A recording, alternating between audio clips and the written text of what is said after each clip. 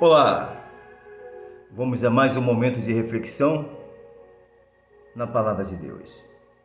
Se encontra lá no livro de Romanos, capítulo 6.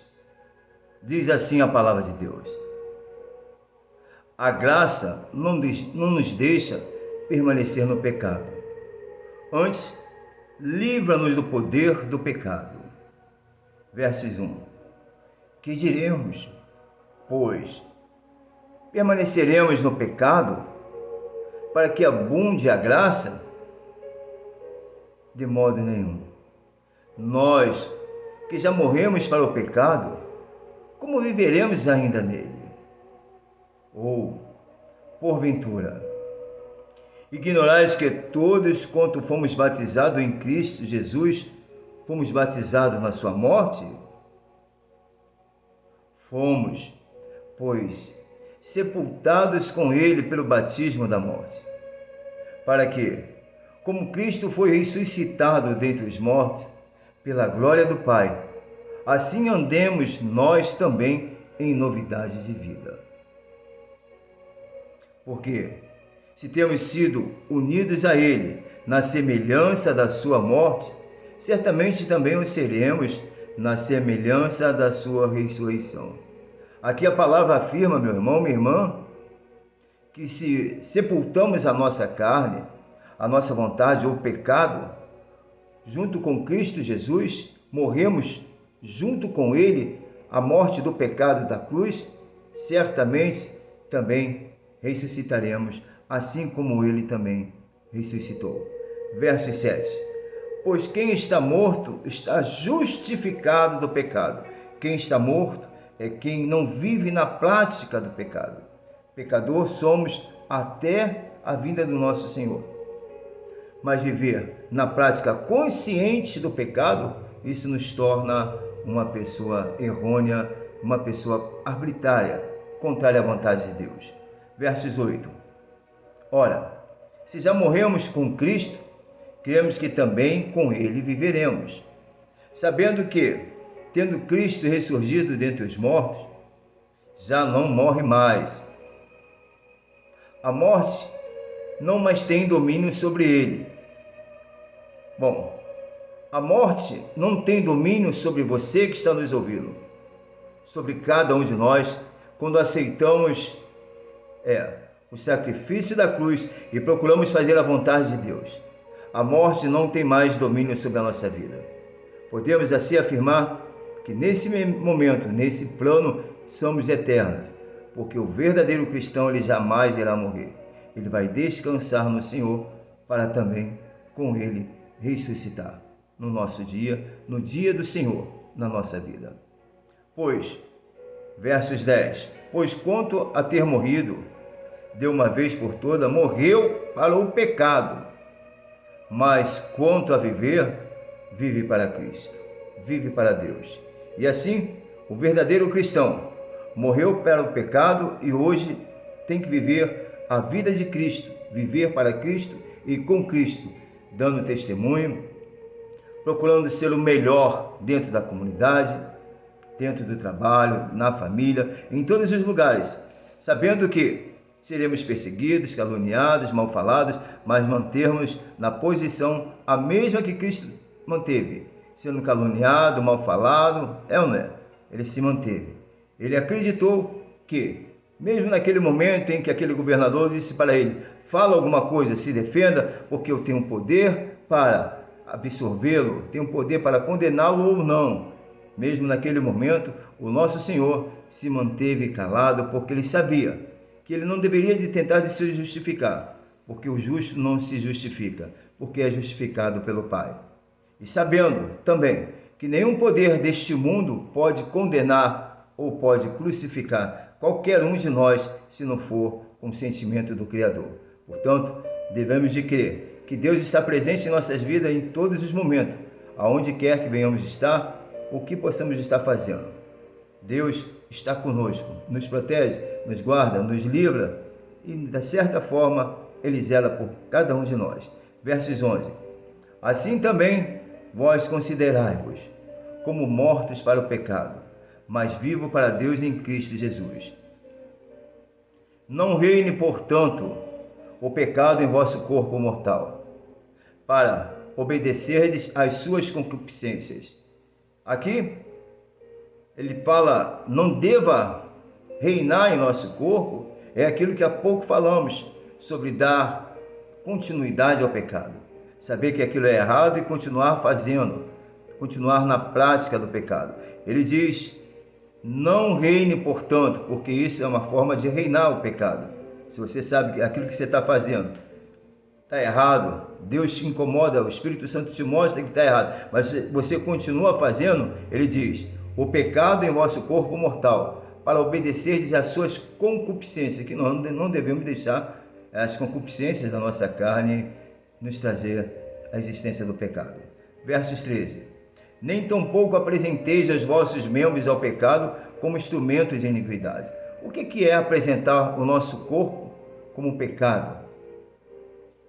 Aos vossos membros do pecado como instrumento de iniquidade. Podemos dizer assim, vamos lá, somos hoje convertidos, somos cristãos, mas gostamos de andar sem camisa, beber um vinho, beber uma cachaça no meio da rua, ficar doidão, falar palavrão, a mulher andar bem à vontade, bem largada, bem mostrando o seu corpo, é ou não é?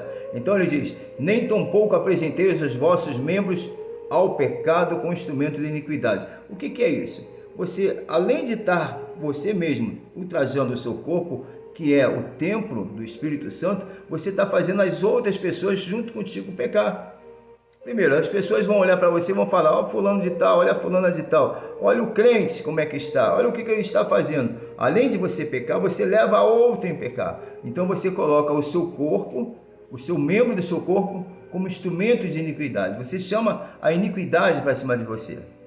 Ele diz, continuando no versos 13, mas apresentai-vos a Deus como redivivos dentre os mortos, e os vossos membros a Deus como instrumento de justiça. Ou seja, os vossos membros a Deus como instrumento de justiça é nos portarmos como verdadeiro cristão, fazermos a vontade de Deus, nos vestirmos como tal, não necessariamente aquele roupão até lá embaixo ou aquela camisa de manga comprida.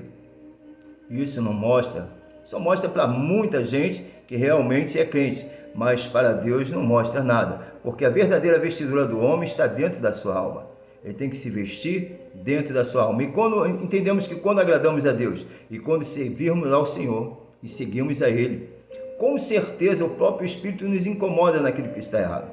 Ele vai nos direcionar, olha, não use essa roupa, esse decote está demais. Olha, meu amigo, não fica assim, não faça assim, não beba isso, não faça isso. O próprio Espírito Santo, ele vai nos incomodar. Não tem necessidade de que o homem te aponte o que você deve ou não fazer, se você realmente, meu irmão, minha irmã, é temente e serve a Deus. Porque o próprio Espírito Santo irá te conduzir à maneira correta. Volto a dizer, não é a roupa que diz que você é crente ou que você é santo, mas sim aquilo que está dentro de você é que mostra o seu caráter diante de Deus e diante dos homens. Versos 15. Pois que havemos de pecar porque não estamos debaixo da lei, mas debaixo da graça? De modo nenhum. Não sabeis que daquele a quem vos apresentais como servos para lhe obedecer, sois servos desse mesmo a quem obedeceis, seja do pecado para a morte ou da obediência para a justiça. Passamos a ser servos. Se somos servos de Deus, passamos a obedecer a Ele, fazemos a vontade dEle.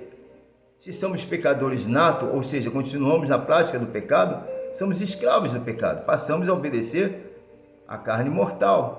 E, com certeza, no pecado nos leva à morte, e a consequência você já conhece.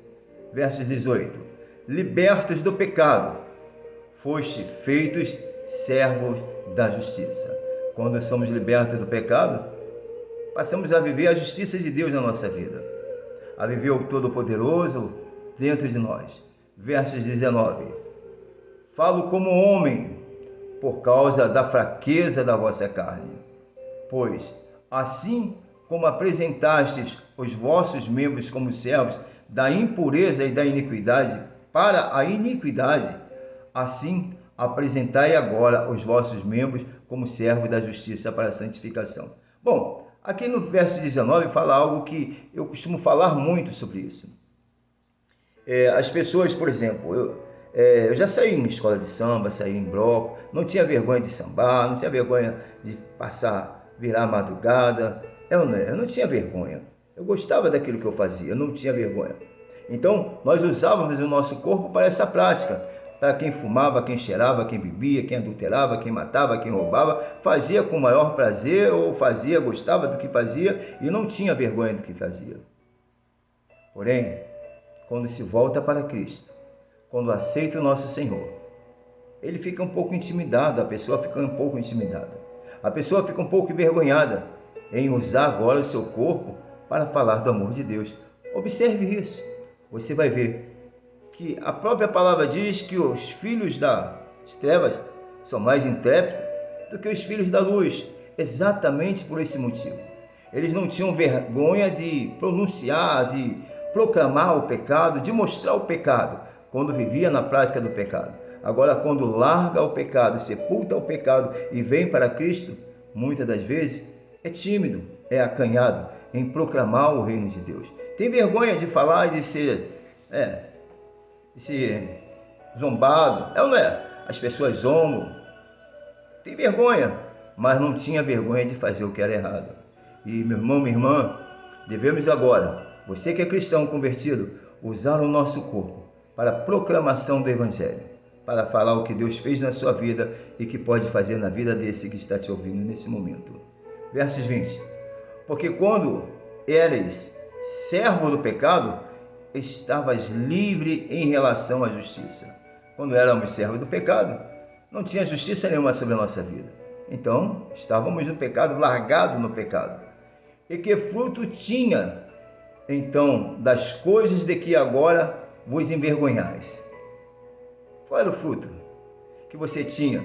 Eu me lembro quando no carnaval, me perdoe a expressão, tinha um bloco chama-se das mulheres vulgares, vamos botar assim que você pode me entender errado, no Rio de Janeiro, e eu saía nesse bloco, saía muito nesse bloco, e eu saía vestido de mulher grávida com peito, essas coisas todas, era tudo combinado com os meus colegas. Eu me lembro em Madureira, no Rio de Janeiro, quando passava o bloco, que eu estava dentro do bloco, eu caí e fazia aquela encenação com as pernas para cima, balançando, e já tinha dentro da minha barriga, assim, um enchimento, um boneco, uma boneca, né? E ali eu simulava estar tendo filho, e eu pegava, eu não tinha vergonha de fazer aquilo, eu não tinha vergonha de sentar no colo de uma outra pessoa, eu não tinha vergonha de fazer determinadas coisas que hoje eu me envergonho, mas eu não tinha vergonha. Por quê? Por que eu não tinha vergonha no meu passado em fazer coisas dessa forma? Hoje eu vou ter vergonha de falar do amor de Deus. Qual é a diferença? Existe diferença? Sim, existe diferença. A nossa carne, ela milita todos os dias ao pecado. A nossa carne, ela está mais inclinada ao pecado do que ao próprio Espírito de Deus, do que a própria vontade do Senhor. Todos os dias temos uma grande guerra dentro de nós. O nosso corpo, ele milita todos os dias contra o Espírito, e o Espírito contra a carne. Isso é vero.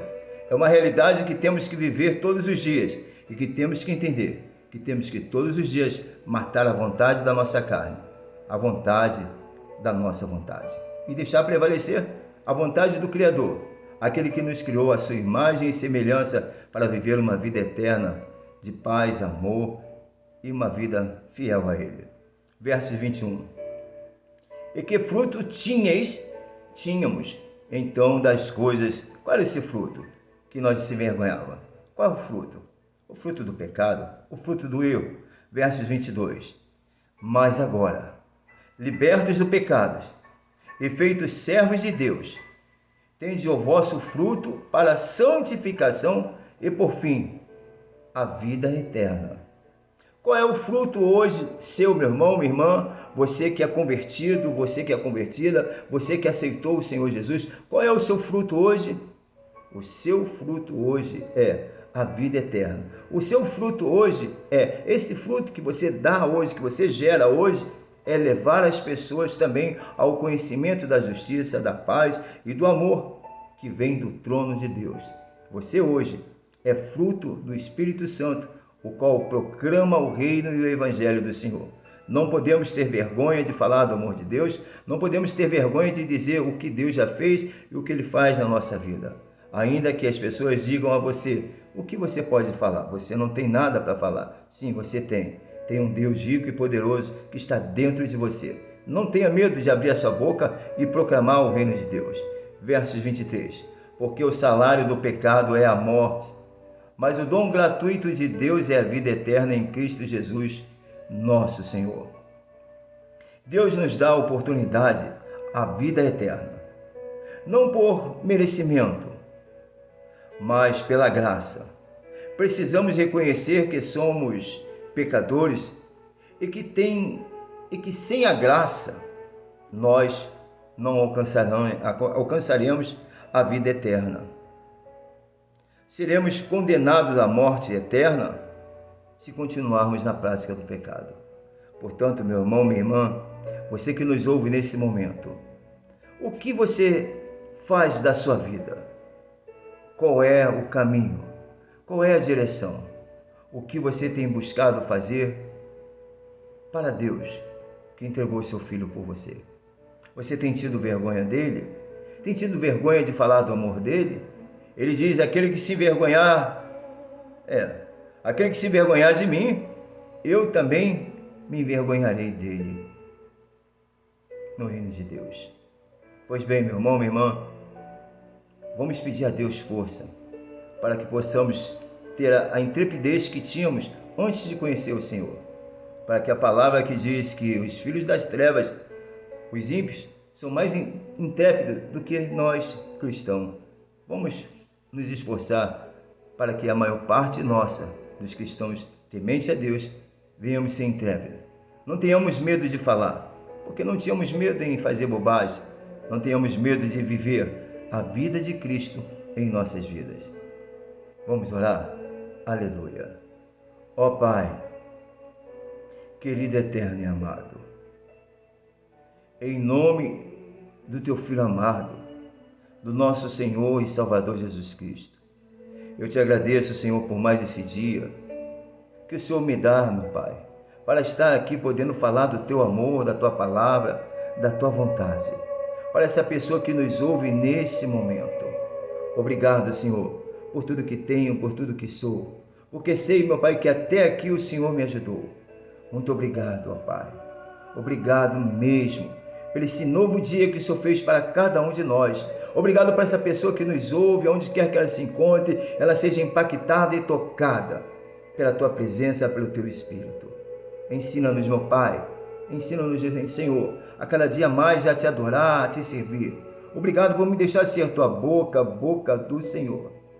Obrigado, Senhor, pela oportunidade que essa pessoa está tendo nesse momento de ouvir mais um momento contigo da palavra revelada. Abençoa, Senhor, a esse meu irmão, essa minha irmã que nos ouve, aonde quer que se encontre. Aqui, meu Pai, eu oro para essas pessoas que estão nesse caderno de oração e que cada uma delas seja tocada, seja impactada, seja por Ti abençoada. Em nome do Senhor Jesus, eu Te agradeço. Amém. Graças a Deus. Meu irmão, minha irmã, que Deus abençoe a você. Compartilhe esse vídeo. Clique no sininho para você estar recebendo. Se inscreva no nosso canal e receba no seu dia a dia uma mensagem de fé, uma mensagem do Senhor para a sua vida. Deus te abençoe e continue a orar por nós, porque Deus vai fazer grandes coisas em nossa vida. Você crê? Diga glória a Deus. Diga amém. Eu creio. Deus te abençoe em nome de Jesus. Amém.